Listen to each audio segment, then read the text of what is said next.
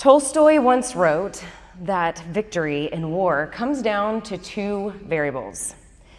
Military science, he suggests, is quick to assume that the Army's strength comes down to modernization and superiority, and rightly so, for they do give an army an incredible advantage. But they are not often the common denominator of victories won. We study the genius of leaders in professional military education, inspired by the brilliance and courage of leaders like Alexander the Great, Napoleon, President Dwight Eisenhower during World War II, and Sun Tzu's The Art of War. But we equally have learned to study their limitations when they got it wrong. So where does that leave us? I believe we can say with certainty that after decades of experience and wargaming Lisco scenarios, that the mass of an army matters. And yes, this is one of the two variables that Tolstoy mentions. Good thing, because I love math, and maybe you do too. Numbers feel certain, predictable. Recruitment goals can be set. The metrics by which we gauge readiness can be measured. They add up, and they do make a difference. Good to know, but knowing is only half the battle, for those of you who are Gen X in the room. Deep inside, we know, we feel there has to be more. The other variable Tolstoy strangely calls X. He writes, X is the spirit of the army, the greater or less desire to fight and to face dangers on the part of all the men composing the army, which is quite apart from the question whether they are fighting under leaders of genius or not, with cudgels, or with guns that can fire 80 times a minute. Notice he mentions here not just the spirit of leaders, not just the motivation of the next generation, but all the men and women of the army. So there actually is an equation for strength and victory, and it looks like this. The mass of an army multiplied by X. Not the mass of an army plus spirit, not the mass of an army with bonus points, if you can bring a little bit of spirit. The mass of an army multiplied by X. It literally transforms whatever the army brings to the fight. What a strange name for the spirit of the warfighter. And yet, how do you name something that can't even be measured? People have tried. He called it X. General Marshall called it morale. Today we hear the warfighter spirit, and to many others it is known as the esprit de corps. The great General Odierno did not leave this earth without making sure we remembered it well. Again and again and again, he ended every speech with the reminder that our strength lies in our people. So many who have fought before us have vetted and verified that this is true. The morale of our force not only matters, it must be everything. And yet, why must it be that the most difficult thing, this X, is something that we cannot manifest or control? Perhaps that's why it's so easy to dismiss and make secondary. Whatever you decide to name it, morale, X, or spirit, it is a wild thing. No leader in history can claim it as their own. Not Caesar, not Washington, not Patton. It slips through strategy and ignores spreadsheets. Think tanks have tried to measure it, algorithms have tried to predict it, but it lives somewhere deeper in the shared breath before a breach, in the laughter around a fire, in the willingness to carry one more thing for one more mile, for one more person. The spirit of our people is indeed a wild thing. It can extinguish as quickly as it ignites. So we are quick to make it secondary, to metrics, to mission, maybe even tasking it to someone else, to anything that whispers the illusion of control. Leaders who respect this wild thing, they know they must walk gently, speak truth, and keep watch, because the moment they think they own it, it slips the leash and disappears into the trees. And once it's gone, you don't forget how loud the silence is when no one follows. Oh, but when it is here, you are willing to do anything to keep it. You hold your breath and await the next order, the next task, or mission with the person on your right or your left, because it is infectious. And history has shown it gives the underdog the upper hand. There are countless stories like this, like the 400,000 Finnish troops who fought off 1 million Soviets and their tanks in 1939. Or the 52 men of Red Platoon who in 2010 took back Kop Keating and defeated almost 400 Taliban insurgents under the leadership of 2 lieutenants, Andrew Bunderman and Jordan Bellamy. The Battle of Kop Keating, or what many of you might remember from the movie The Outpost, was our first assignment and my first experience with the wild thing. It spread like wildfire through our squadron, across the ocean, and into the homes of our families, breathing life into our exhausted bones, hope into grief, and turning sadness into dancing, literal dancing. At the end of a deployment military ball that will go down in our history as the best night of our life with the best people we have ever known. Once you've felt it, you are never the same, and you want to know it again. It inspires you to work harder, to give when you have nothing left. It breathes new purpose when the old one no longer fits in the face of death, disillusionment, or the chaos of war. You walk into the next room, eager to find one who values it, and grieve when it's abused. They say that this wild thing we call morale cannot be tamed. It's not owned by any country, to any battlefield or platform.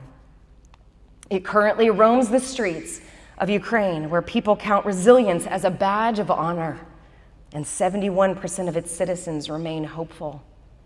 It walks among the rubble of Gaza and Israel this week, inviting those who continue to hold their breath for peace. And here, in our nation, in our community, our Army soldiers and families are looking to leaders to remind them of what they signed up to do. Are you tempted to look on the next generation as unmotivated and lazy? Many of them have already experienced the wild thing we call morale and are chasing it into the gaming world, united with players across the globe from the comfort of their rooms and their barracks. In Helldivers, 200,000 players worldwide held and took back control of their online planet against impossible odds. The developers had designed for the enemy to hold and keep control of the capital city, but the players refused to lose. With minimal tools and limited means of communication across language barriers, they overcame. Examples like these, online but very real, set expectations we should be careful to not dismiss.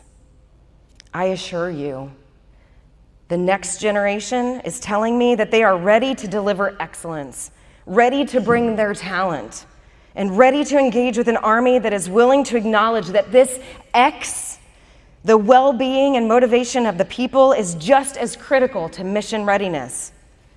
In an interwar period where there is no sure enemy to fight, they are looking to you for evidence that the wild thing exists in the real world. Just like you, they have left their communities, their families, their cultures, because they were told that our community has something that no other community has. Will we continue to welcome them in it? Will we be the ones to say, live and lead, that is true? Or will we share stories that the wild thing once roamed our streets and fueled our missions, but leave the next generation to find it on their own, like a middle school snipe hunt? If you've never been snipe hunting, I'm sure there's someone in the room that can show you what that looks like. In the coming days, you'll be invited to think, innovate, and strategize what the next generation needs to rise and meet the challenge of transformation in an environment that is also continuously transforming. You are not alone. Command teams across the force are asking the same questions. There is no perfect solution, but it is a great time to pilot new things. Take Nike's newest commercial, which rebranded the Just Do It campaign to address the questions Gen Z are asking today. In an era where public humiliation, rejection, and risk-taking can exacerbate fear of debt, more isolation, and the comfort of safety, Nike spent 30 seconds of airtime simply asking, what would happen if you didn't just do it? Or the millennial generation that is already looking to revamp what family support looks like. They are planning OPSEC trainings like escape rooms, organization days that are service-based in their local communities, changing FRG gatherings into First Friday events that offer multi-sensory experiences. I've even heard that kickball and roller skating are becoming more popular than brewery nights. At the same time, millennials are now in leadership and command roles, and many of you are in this room. And they describe feeling sandwiched between two generations. One they want to lead, and another they need to please. Many are leaving because of the pressure. The values of life and work and the resources available to them do not feel worth the price of service. Brothers and sisters, I believe you are good humans. Good humans under great pressure. You joined for a variety of reasons. You may not have guessed that it would be your job to entice the wild thing of morale to return, only to then have to convince the next generation that it is real, alive, and welcome. Yet as you take on that task and critically think through the needs of our force and their families this week, I urge you to remember that the lens through which you see leadership, your expectations for what it means to live and work in this military life, is predicated on pivotal moments in your own story. Like an imprinting, your best and worst moments will likely steer your imagination. Remember, the same is true of those around you and those you lead. Every generation has a different picture of what right looks like. So lean in and ask questions. Get curious. Open your minds. Morale surges when a heart is heard and a story is given space. Your story also informs how you respond to change. And boy, are we changing a lot. Change by nature, though, is and will be disruptive. We all say we want it until it moves faster than we expected or happens in a way that we didn't anticipate. We long for stability only to get restless if we stand still for too long. Someone telling us to change, however, rarely goes well, or at least that's what my husband says. On an organizational level, of course, we want change and transformation to create the kind of disruption that inspires innovation, maybe even boosts morale in the process. If that is true, I think we have it backwards. I encourage you to heed the warnings of organizational psychologists and look to our own story over the last 2 decades to remember that if we do not have the buy-in and will of the people, the result is only a disrupted collective spirit of the people. A wise king who came long before Tolstoy once said, "Without vision, the people will perish." So it begins with you. Each one of you in this room has decided to lead yourself, your family, your team, this organization. likely because you believed in something bigger than just one person. You are a good human under great pressure. Across our institutions, our communities, and even within our homes, the expectations placed on leaders have and will continue to expand. Every hallway and breakout session this week will echo a similar message. We are transforming. We are modernizing. We are moving forward, and we are. The work is urgent. The mission is evolving in real time.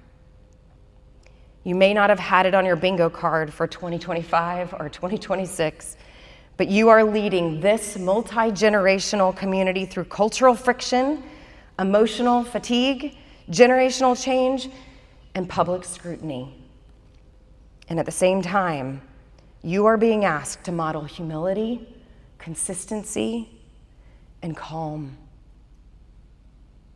As I travel, poll, and speak to leaders and families across the force, the wild thing is slipping between our fingers, retreating to the trees.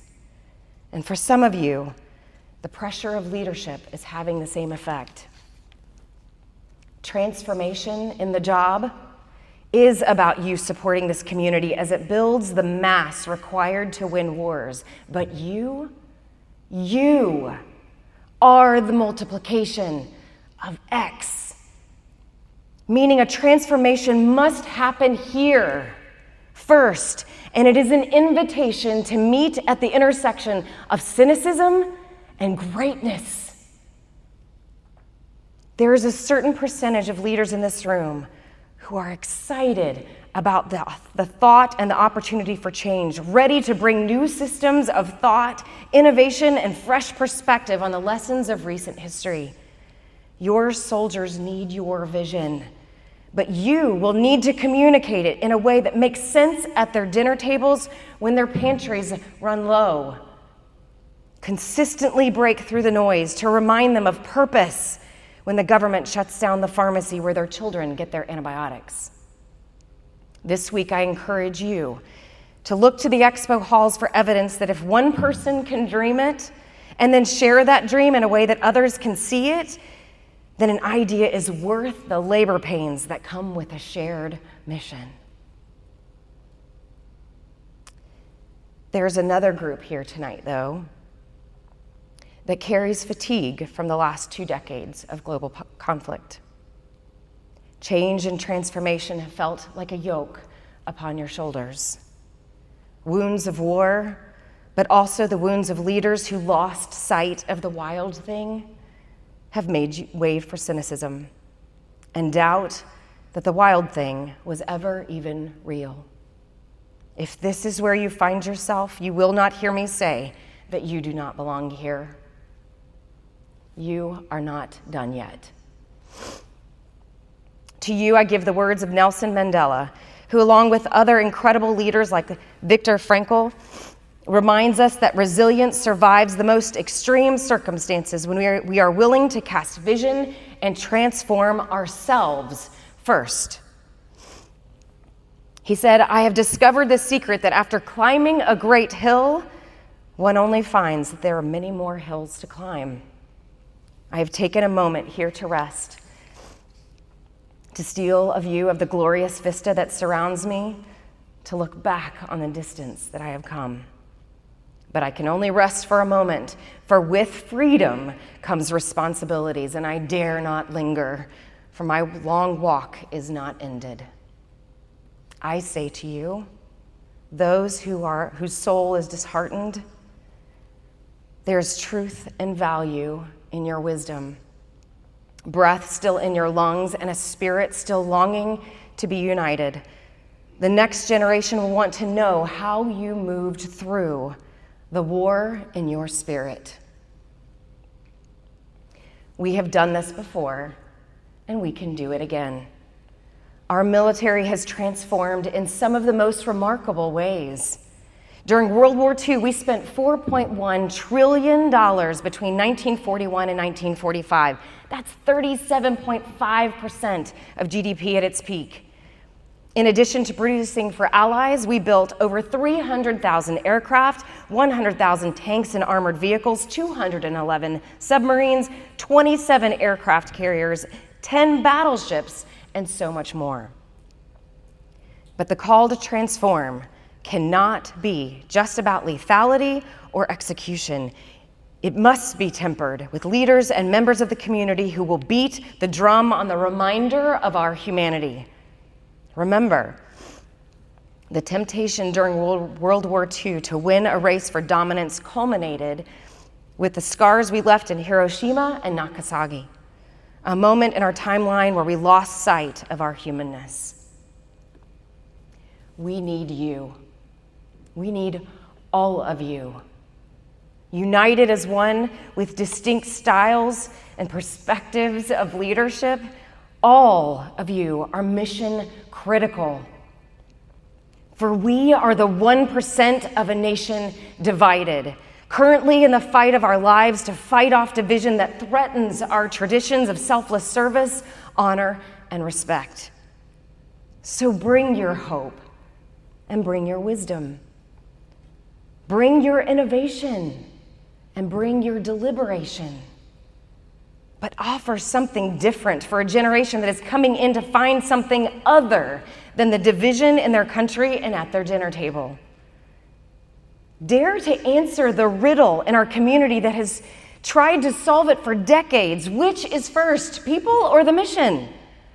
Or as one Gen Z recruit recently said to me, so I think I get it now. The Army is basically people first, mission firster. We may never solve this riddle, but there is no better time to vision cast what it means to take care of people while, when necessary, putting the mission first. As you launch into this week, inspired by leaders, encouraged by friends you haven't seen for a long time, and feel the heaviness of change looming in the air, take note. This is what the Army family is feeling across the world. The leaders who will define this era of continuous transformation as the greatest will be the ones who stayed grounded when the ground shifted. So let me ask you, what have you rooted into lately? And what will you root into tomorrow morning when the sun comes up again? History has already shown us that when leaders root their purpose in power, insecurity, titles, promotions, or cynicism, they do not rise. They wither in the heat, shrink in a drought, and suffocate without rescue.